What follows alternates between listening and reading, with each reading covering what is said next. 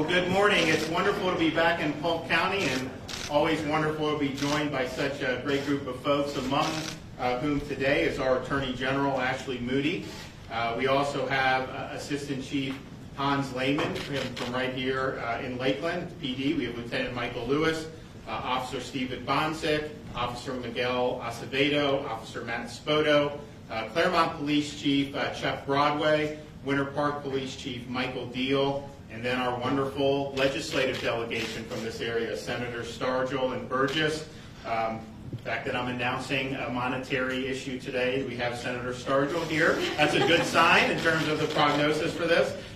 We also have Representatives Burton, Killebrew, and Tomko, and I want to thank them for all that they've done to support the state of Florida, but particularly to support the men and women in law enforcement. And you remember the summer of 2020, there was a fever sweeping the country. A lot of it was really targeted at attacking the men and women who wore the uniform, the men and women of law enforcement. A lot of the disorder and the rioting that we saw was, in some respects, targeted at the people that wore the uniform. And so there was a movement throughout the country to defund or reduce funding or reduce support for the people that wore the uniform. And in Florida, we said at the very beginning, that is not going to fly in the state of Florida. We're going to stand with the men and women of law enforcement. We did that last summer when all this unrest was happening. I had the National Guard and the state police forces out supporting all the folks in the local areas, handled it very, very well, and we want to thank the people that wore the uniform during that time, which was very difficult. So we've been 100% behind them because we understand all the things that we care about, fighting for economy, education, all these things that are so important. If you don't have safe communities, if you don't have rule of law, law and order, a lot of that stuff isn't going to matter. And so it's fundamental that we have safe communities, and you don't have safe communities if you're not supporting the folks who wear the uniform. And so we're proud in Florida of being a state where people who are in uniform know they're appreciated. They know they have the support, certainly of the governor and the attorney general, but also our legislature and the people throughout the state of Florida. In fact, last year during the legislative session, we felt it was important to show our appreciation for what folks have done, certainly since the coronavirus pandemic, obviously dealing with unrest last summer. And so we were able to secure $1,000 bonuses for every sworn law enforcement officer in the state of Florida. And so that was I think about 60 to 70,000 sworn law enforcement. We also did the fire and the EMTs, the first responders. So we're proud to have done that. And what people would say to me who got the bonuses, it's like, look, the $1,000 is obviously nice. When you're in this profession, you're not necessarily going to be wealthy. So it's nice, but it was much more than the money was showing that the state of Florida supported them and cared. And so we're happy to have done that. And I think it's also worth just reflecting on the first responders that we've shown appreciation for. We're coming up now on the 20th anniversary of September 11th. We actually have some folks here who've moved down from the NYPD to join here in Lakeland. We got one guy that's going to talk, Officer Spoto is going to talk about his experience. But just remember, when 9/11 happened, the people that were running in there were the people wearing the uniforms. They were going in, NYPD, FDNY, Port Authority, and they did. We lost a lot of great people doing that, but they were getting people out of the buildings knowing that they would likely themselves never get out of the buildings. And so anytime something happens, we saw most recently with this crazed guy on drugs in Polk County, you need the folks in uniform to go respond to these crises. And so as we get to the 20th anniversary of 9/11, we got to thank those first responders yet again, and hopefully we don't face anything on that scale ever again in our country, but we know whatever comes down the pike, they'll be there for us. And I think people appreciate people who wear the uniform. They're not asking for accolades or anything. I think they just want to know they have the support of the community, and you have that here. And I think Lakeland PD is interesting, and one of the reasons why we've come here is because as they needed spots to fill on their force, they looked around the country and saw areas where some of these officers were not being treated well, were not being supported. And so they had 12 vacancies they needed to fill, and Assistant Chief Lehman saw the opportunity, and they specifically went to cities where the morale was low in the police force and where they were not getting the full-throated support of the community and of the elected officials. And so they went up to New York City over 3 days. They interviewed a bunch of folks with NYPD, and they were able to hire 13 officers to come down and be law enforcement officers here in the state of Florida. They've also gotten from some other police forces throughout the country. But this is something where you have people that have chosen this profession, and they have an opportunity to come to communities, cities, counties, the state of Florida, knowing that they're going to be appreciated. And so we see an opportunity, given how morale is low throughout many parts of our country amongst people in law enforcement, we have an opportunity to capitalize on that here in the state of Florida, because we do need to fill positions. If you look, I mean, we have a lot of positions overall in Florida for a whole host of things in the economy, but law enforcement is one. I mean, we need to get people in. So we are making a push in this next legislative session to have a package designed for recruiting and retaining good, solid law enforcement professionals. And we're going to have 3 basic programs that are going to help Florida capitalize on this moment and make sure that we have the strongest core of law enforcement personnel anywhere in the country. So the first thing that we're going to do is we're going to offer a $5,000 signing bonus for anybody who is new to law enforcement in the state of Florida. Now that may mean somebody who's younger, who decides to go into law enforcement, who's already a Florida resident, but it would also apply to someone moving from another state. So if you come from New York or Seattle or someplace like that, you obviously would get paid whatever they could do, but then the state would then kick in a $5,000 signing bonus. We think that that's a way to draw good talent from within our own state to enter the profession in the first place. But we also think it's a way to capitalize off some of the folks who are not getting the support they need, and to say, you know what, you'll be supported in Florida, and we're also going to make sure that we do our best to make it worth your while. So we think that that's going to be something that will be very, very effective. The second proposal will work in concert with the first and is consistent with what the Lakeland PD has already done.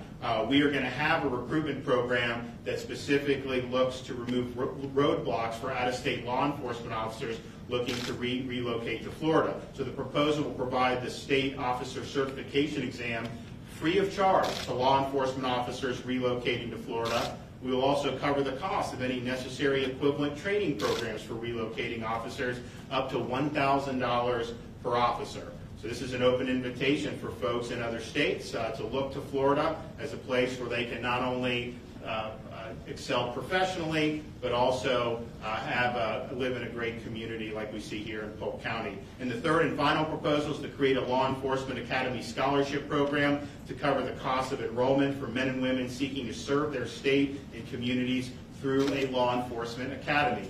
The initiative will remove barriers for motivated, high-quality law enforcement recruits who may not qualify for other state financial assistance through a state college or technical center. For those attending a private academy, an amount equal to the average tuition and fees incurred at a public institution will be covered. We provide support, and rightfully so, for people going to our universities. Why don't we provide support for folks going to law enforcement academies? We are going to be doing that, making sure we're covering our bases. Why is this important? If you look at what some of these communities did by turning their back on law enforcement, by removing funding or cutting funding, you saw almost invariably in those areas steep increases in violent crime. Now, part of that is because they're shorthanded, they don't have the funding they need, but part of it is morale is low, the folks wearing the uniform know they're not going to be supported, and most likely would even be scapegoated if anything goes wrong. So no wonder why you have such poor outcomes in so many parts of our country.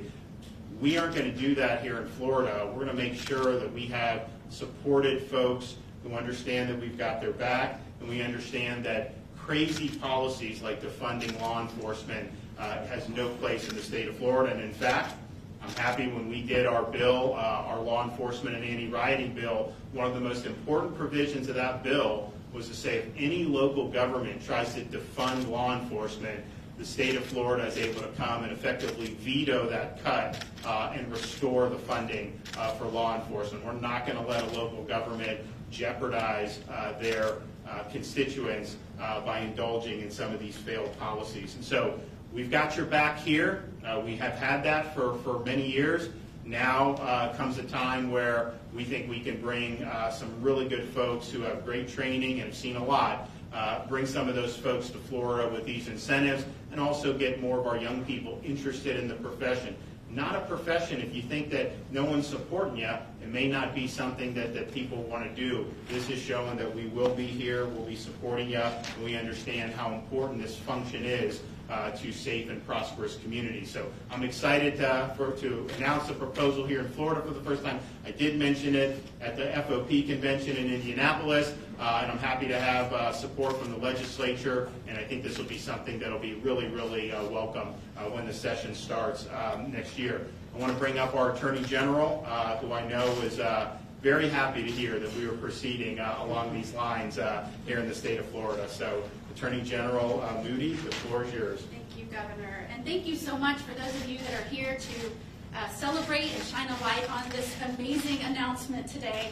My family has been in Florida for 5 generations. I have never been more proud to stand here and say, I am a Floridian. I am proud of this state. I am proud of the leadership of Governor DeSantis. As the wife of a law enforcement officer who understands firsthand what it means to take that oath and wear a badge and every day know that it may not go as planned. That's an incredible thing, to sign up for a profession where you're putting your safety behind the safety of others.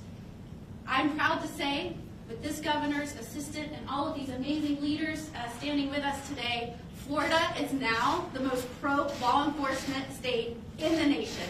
Thank you, Governor DeSantis. Okay. And I will tell you, when you look at the nonsensical policies going on right now, we have record numbers of drugs flowing into this nation. We have criminals where law enforcement is being forced to release them based on policies out of Washington. It is incredibly negligent to say we're going to not only slash funding for police, but in some of these politicians' cases, there's bragging about wanting to abolish wholeheartedly agencies. It is idiotic, it is negligent, I believe it's criminal, and that's why we need leaders like Governor DeSantis, who's willing to stand up, propose creative solutions to filling the vacancies that we have throughout our state. There are all kinds of reasons for that. Maybe the officers here might be feeling what's going on, the discourse in our nation, maybe that they're feeling that in their ranks.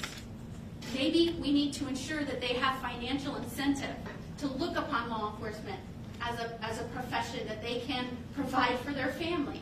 But there are reasons we have vacancies.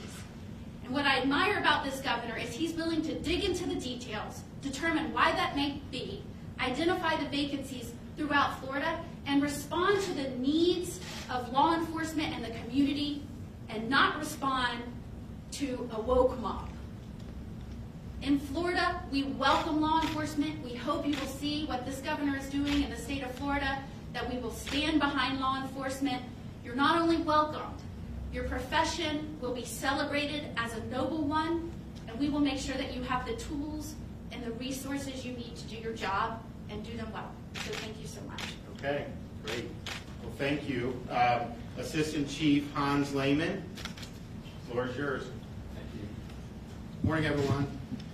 Again, I would like to thank the Governor and Attorney General for attending and having the press conference here. The legislation that he is talking about, I think, will be huge for most agencies in Florida that aren't doing signing bonuses now. That, I think, is a key to attracting a lot of qualified applicants for us. And I was asked to speak a little bit about our recruiting problem that we had.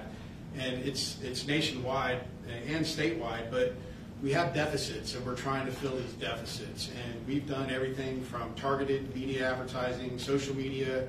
We have a full-time recruiter that visits every academy in the state twice a year, and we knew we still needed to do more. And with everything going on, we talked about it this past spring, and we said, let's try to do an actual out-of-state recruiting trip, not just outside of Florida, but way outside of Florida. And we sent a crew of 7 up to New York City. We decided on that one because there's 30,000 plus officers in that area.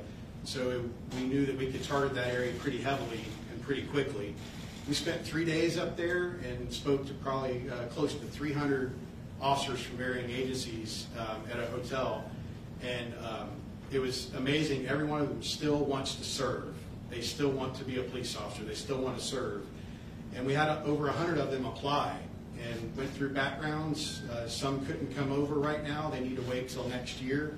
But as it stands right now, we're starting 6 on Monday, and then another 6 will start in October, and one after that. So, like the governor said, 13 officers will be starting here at Lakeland by the end of the year, and that will get close to filling us up. And that is a huge effort by our background team and by the department, and we had a couple other chiefs in the room, and they know that hiring is hard right now. And just like the governor said, it's hard, and that's what we did. Is we tried to go a little bit outside the box, and that was the story for us. Is we took our recruiting on the road, and we had a great success with it. And I think the signing bonuses will only help even more with that. With that, I will turn it over to Officer Matt Spoto. He's starting with us on Monday from New York City. Good morning, everybody. Again, my name is Matthew Spoto. I just want to start out by telling you a little bit about how I heard about the Lakeland Police Department. I originally heard about them on Facebook. They were doing a recruitment process in, I think, Times Square. I just happened to be there for a training that I was there for. So I stopped by, I sat down with a dedicated team, background investigators in the Lakeland Police Department, and he told me a little bit about life in Florida. I mean, it was an eye-opener. He said that you could park your police vehicles in front of your house. And to me, I thought that was mind-blowing. I used to have to lie about what I used to do. I used to have to tell people I was like a bartender, because it was almost like I was ashamed to be a law enforcement officer. And the fact that the governor did the $1,000 sign-on bonus for law enforcement officers, it really spoke to me. I think everybody, regardless of the career that you chose, you want to be appreciated in what you do. It doesn't matter what job you do. So I knew as soon as I saw the governor making all these strides to bring all these law enforcement officers down here, I knew this is where I wanted to be. And I'll tell you that I'm very excited for this next chapter of my life. And I really appreciate all the hard work that everybody does down here. Can you just tell them about when you first got into NYPD and how many years you were there? Sure. Yeah, sure. So I was only in the NYPD for about 2 years.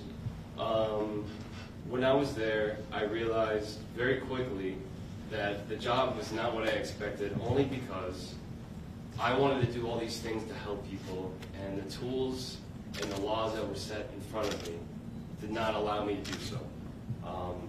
So looking into other options, knowing that I still wanted to be in law enforcement, knowing that I still wanted to help people, I wanted to see what I can do to progress my career. And I'm happy to say that I found a home in Florida. All right. Thank you, everybody. I appreciate it. Okay, absolutely. All right. He's not the only one that's made the move to Florida recently, but we're excited. I think Lakeland has really done a great job, and we hats off to them. And I think once this becomes reality, is going to provide help to a lot of different law enforcement agencies throughout the state of Florida. I mean, it would apply here, it would apply at the Polk County Sheriff's Office, it would apply to any of these places, and we figured that there were, we looked at kind of how many vacancies we expect and what could happen, and so we think this is something that'll really make an impact, and quite frankly is not going to be a major budget item, all things considered. And so we're happy to be able to do it.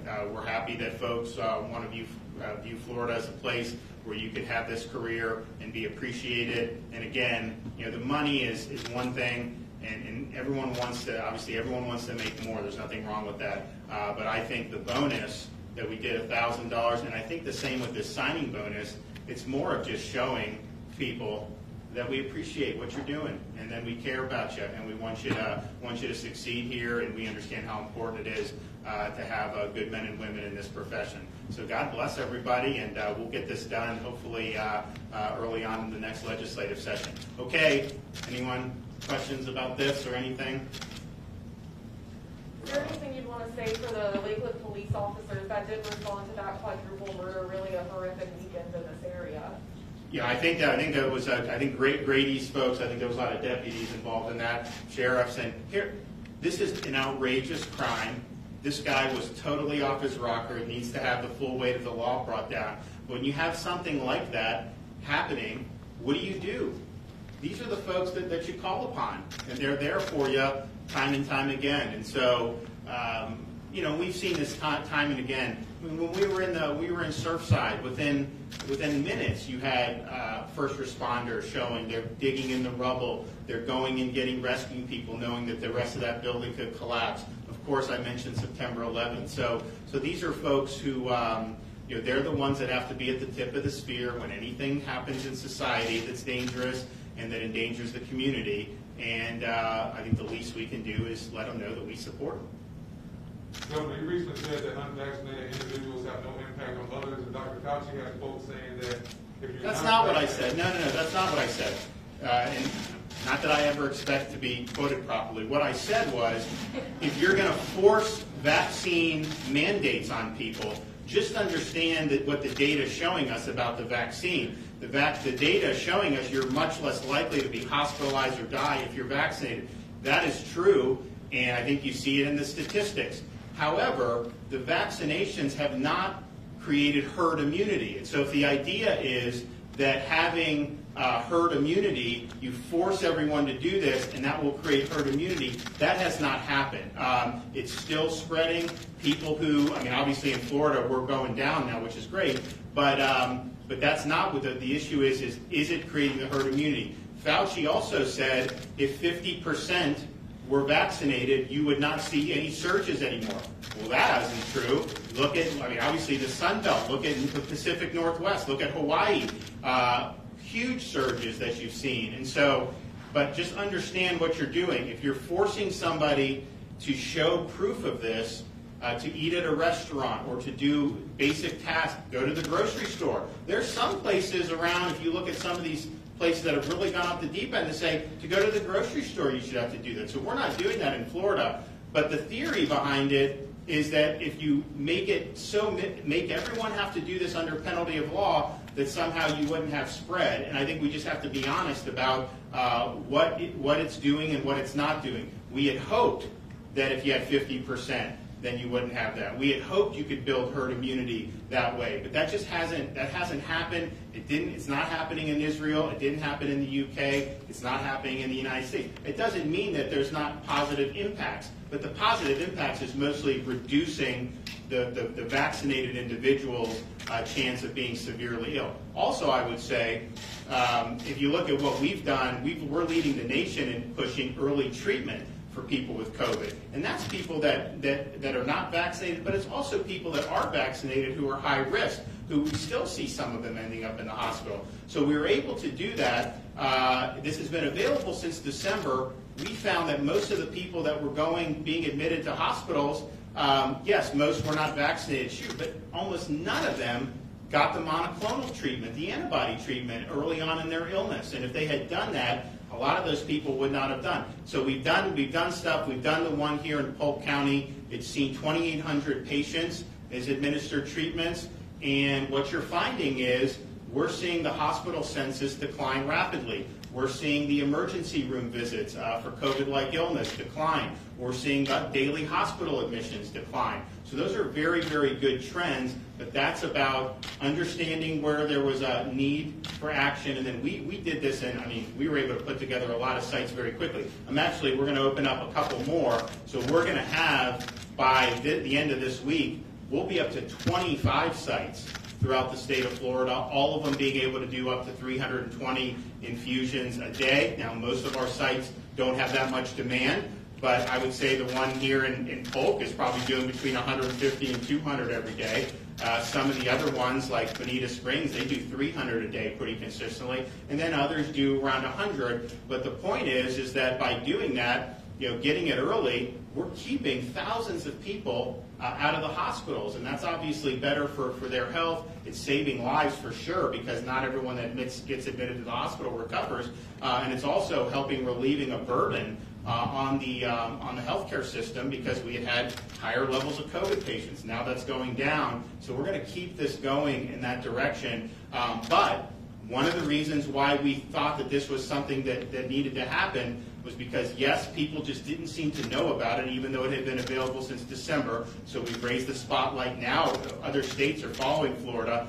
But it was based on the fact that you were still seeing people who were fully vaccinated test positive. Again, we didn't see the herd immunity that we had hoped for. And so in that situation, and we've already had great testimonials about this, very elderly people who've been fully vaccinated for months get COVID, are symptomatic, and then they get the infusion, and either they stay out of the hospital, some of them do get admitted, but I can tell you, we've had a number of these folks who get discharged, and the doctors are saying, had you not gotten the monoclonal, you probably wouldn't be getting discharged right now. So it's been a big success, and it's something that we're going to continue to do, but it is something that we recognize that this stuff, people were testing positive, both vaccinated and unvaccinated. And so in terms of hoping to just get herd immunity and all of a sudden, that has not happened anywhere yet in our country or in some of our other countries, particularly those that have been highly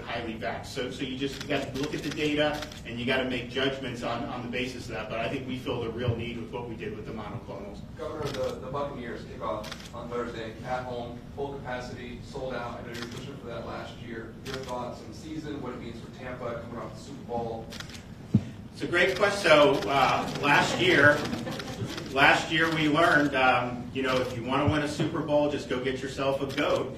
And we got the goat, and we won the Super Bowl. And I'm excited for it because, I can tell you, last year's Super Bowl, it was exciting to win. Look, I was a Bucs fan when they wore the orange uniforms, and they would lose most of the games growing up. So it's been a long ride for me, and I know many fans in the Tampa Bay area. In fact, when you would go in the 80s, if you'd go to a game, there'd be more fans for the opposing team than there would be for the Bucs back then. And so, and we did, Coach Dungy did a great job bringing it. Obviously, they won a Super Bowl under John Gruden, but it's been lean.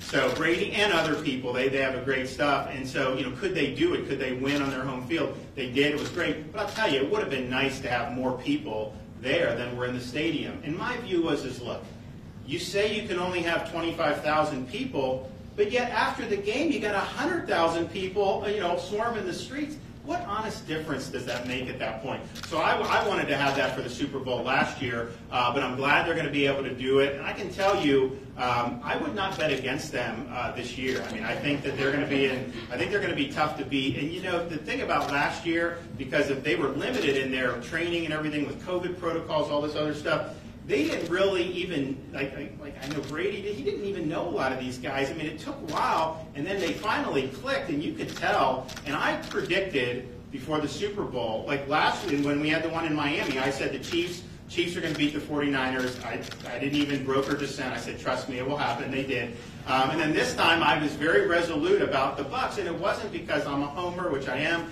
but it was. I honestly thought they were playing so much better than anybody else at the time that I thought that they would do. Now, I didn't think it would be such a big margin, but they played great defensively and deserved a lot of credit for doing that. So I think it's going to be exciting. And if you look at what's happened in the Tampa Bay area with the sports, this is really kind of a golden era to be living in Florida, but particularly to be living in the Tampa Bay area. When you look at what the Lightning have done, obviously the Bucs, and last year with the Rays making such a good run, that people should really appreciate it. But I think it's going to be great, and I think we're going to have a really good season. I also just want to say, I was able to see some of the Florida State game, and they played well, and my hat's off to them. It was a very tough loss. I know a lot of the fans were very excited to be there, and it was exciting for folks. But I just think it's good to have all this. Remember, last year we were fighting just to have a football season.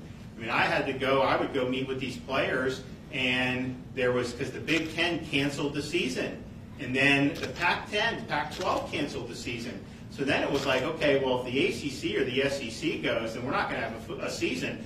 And we let it be known, our ACC and SEC teams, they needed to play and give these kids an opportunity to play. So we're able to do that, and I think that made a huge difference. And here's the thing: I think we've learned now, these athletes, a lot of them, even with fully vaccinated teams, are getting positive tests, but they're not getting seriously ill. So I think it's going to be a really good season. I know they're going to continue to have to probably do some of these protocols in the NFL, but that should not deter them from doing very, very well. And I hope that there will be some rationality brought upon this. I mean, if somebody has had COVID and is vaccinated, all these different things, I would hate to see them put out just for getting some type of asymptomatic positive test. So hopefully they'll have some rationality to that, and we'll be full strength every single day throughout the season. So the best of luck on Thursday to the Buccaneers. Okay, guys, I got to go open another monoclonal site. We'll see you soon. Thanks, guys.